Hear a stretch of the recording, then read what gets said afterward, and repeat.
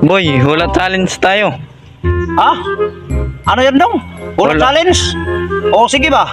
Hula challenge? Oo. Okay. Basta Sige. madali lang yan. Sige. Bani makuri ha? Science to. Ano ang kasunod ng sun? Naku dong, madali lang yan dong. Kung ano ang kasunod ng sun. Globe at saka smart ba? Hindi man yan. Network man yun. Araw ba? Sun. Aw, araw. Alam ko na dong kung ano ang kasunod ng araw. Pluto yan. Hindi naman Pluto. Mercury naman. O ito. Anong kasunod ng Mercury?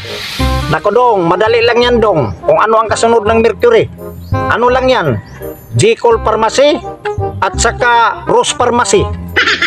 O sa gulay naman tayo boy. Sabi mo natikman mo ng lahat ng gulay.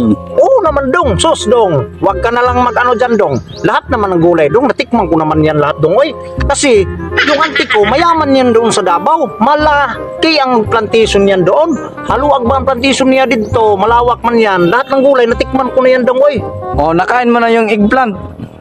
ako dong, huwag ka namang ganyan dong. Alam mo namang dito lang ako, hindi naman ako nakapunta ng Amerika. Param ka dong, hindi naman ako mag-inukuya atin dong. Dito lang ako na sa atin, oy, hindi naman ako nakapunta ng Amerika. Ano man yung eggplant, oy, hindi ko naman yan nakain, oy. Yung egg, makain ko pa yan. Yung plant, ganito, plant. Hindi naman to makain ng plant, ganito. Pero yung egg, makain naman yan dong, oy. Hindi pa ako nakakain ng eggplant dong, oy. Iwan ko lang kung anong gulay yan. Sa English naman tayo boy. O sige, madali lang yan, oy. O sige. Spell sometime I like to eat meat. Naku, madali lang yan dong. Sometimes I like to eat meat. I-spill ko yan.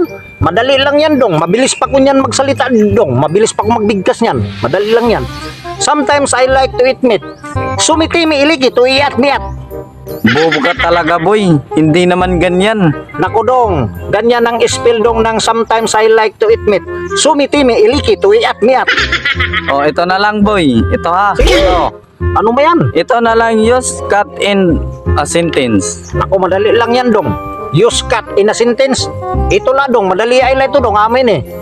Birang cut the tree. Buang ka talaga boy. Hindi naman ganyan. Naku dong, ganyan naman talaga ang use cut in a sentence. Birang cut the tree. Tagalog tayo boy. Anong pang-uri? Naku, madali lang yan dong. Kung Tagalog, matalino to sa Tagalog dong. Ano ang pang-uri? Ito lang yan dong. Ang pang-uri.